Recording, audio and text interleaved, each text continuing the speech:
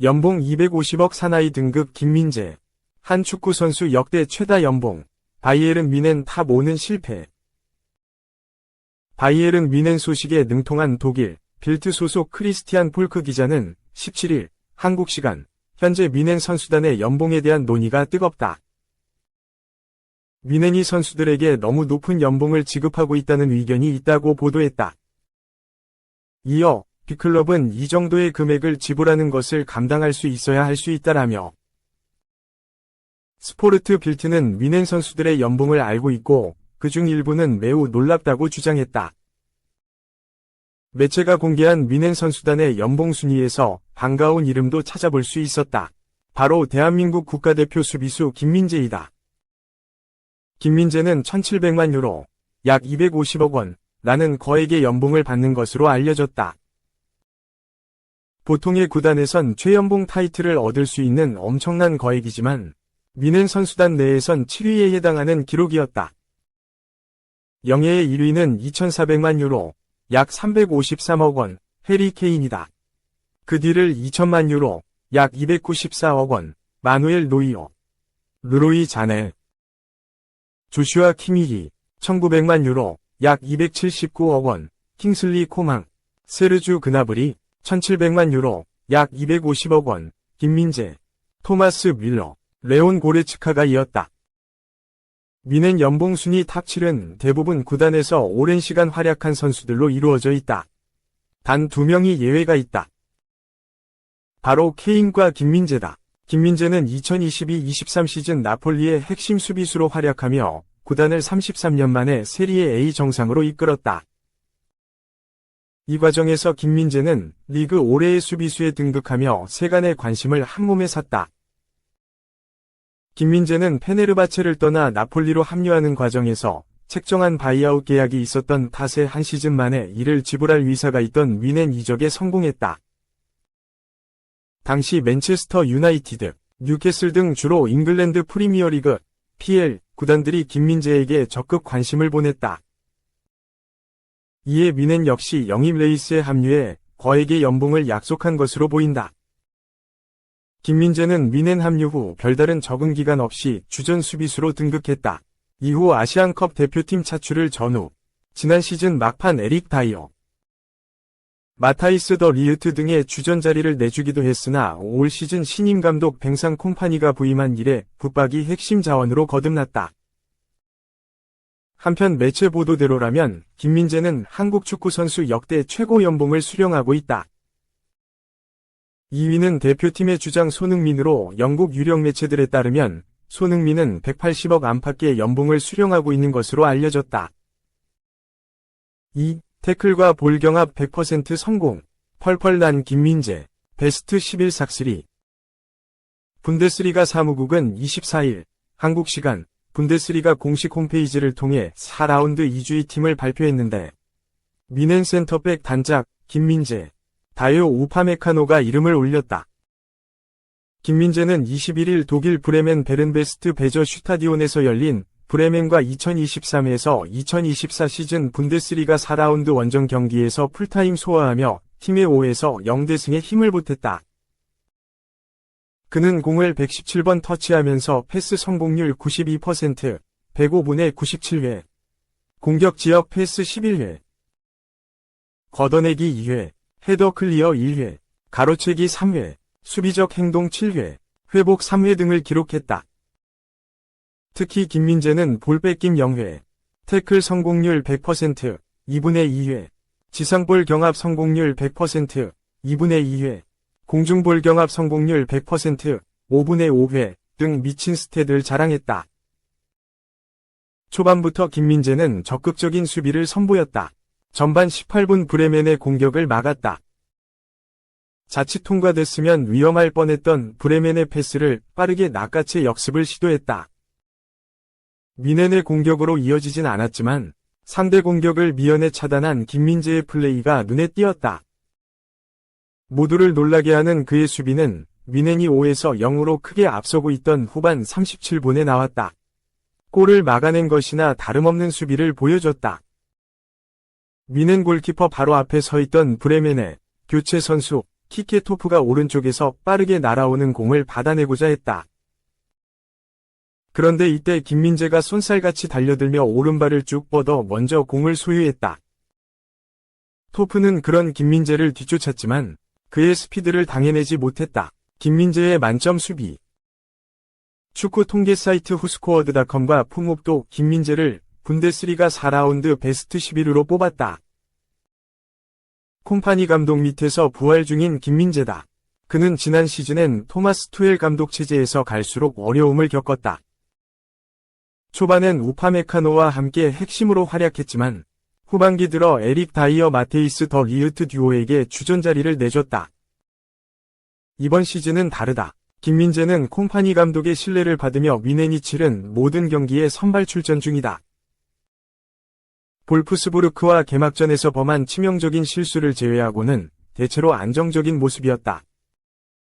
독일에서도 김민재와 우파메카노가 다이어를 완전히 밀어냈다는 평가가 나오고 있다. 스포르트1은 다이어는 이번 시즌 2경기에 출전했으며 그나마도 30분 정도 뛰었다. 원인은 김민재와 우파메카노가 더 빠른 스피드를 가졌기 때문이라며 곧 있을 바이어 레버쿠젠과의 경기에서도 다이어가 출전할 기회는 많지 않을 것이라고 주장했다. 3. 음바페는 음바페다. 5G 연속골, 레알 마드리드. 알라베스전 3에서 2승, 라리가 리뷰. 올여름 자유계약, FA로 레알 마드리드에 합류한 프랑스의 슈퍼스타 킬리안 음바페는 또다시 득점포를 가동. 5경기 연속으로 득점을 터뜨리는 데 성공했다. 카를로 안첼로티 감독이 이끄는 레알 마드리드는 25일 한국 시간 스페인 마드리드의 산티아고 베르나베우에서 열린 알라베스와의 2024에서 25시즌 스페인 라리가 7라운드에서 루카스 바스케스와 킬리안 음바페, 호드리구의 골을 앞세워 3에서 2로 승리했다. 승점 3점을 얻은 레알 마드리드는 2위를 유지하며 선두 바르셀로나를 1점 차로 맹추격했다.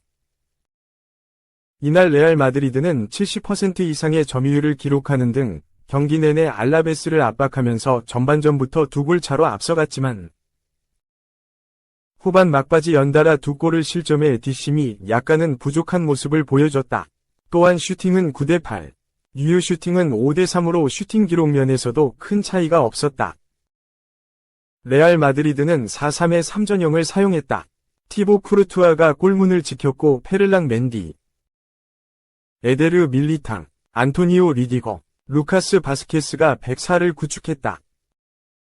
중원에는 주드 벨링엄, 오렐리앙 추아메니, 페데리코 발베르데가 배치됐다. 비니시우스 주니오르, 킬리안 음바페, 호드리구가 공격을 이끌었다. 알라베스는 4-4의 2전형으로 맞섰다. 안토니로 시베라가 골키퍼 장갑을 착용했다. 마노 산체스, 압델 아카르, 무사 디아라, 산티아고 무리뉴가 수비를 맡았다.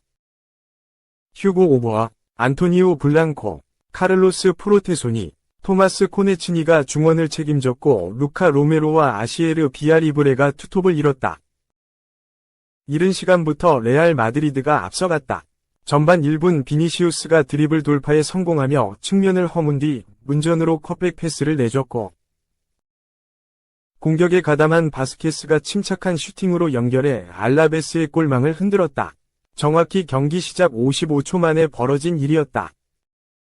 알라베스도 반격에 나섰다. 전반 13분 무리뉴의 패스에 이어 코네치니가 슈팅을 시도했지만 쿠르투아의 선방에 막혔다.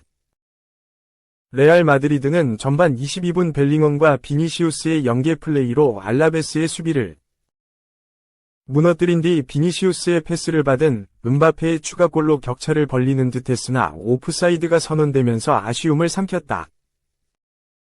전반 33분에는 호드리구가 프리킥 상황에서 직접 골문을 노려봤지만 호드리구의 슈팅은 크게 벗어났다. 앞서 오프사이드 파울로 득점이 무산된 음바페는 전반 40분 기어코 골을 터뜨렸다. 벨링엄과 원투 패스를 주고받은 음바페는 골키퍼를 반응하지 못하게 하는 반박자 빠른 템포의 슈팅으로 알라베스의 골망을 갈랐다.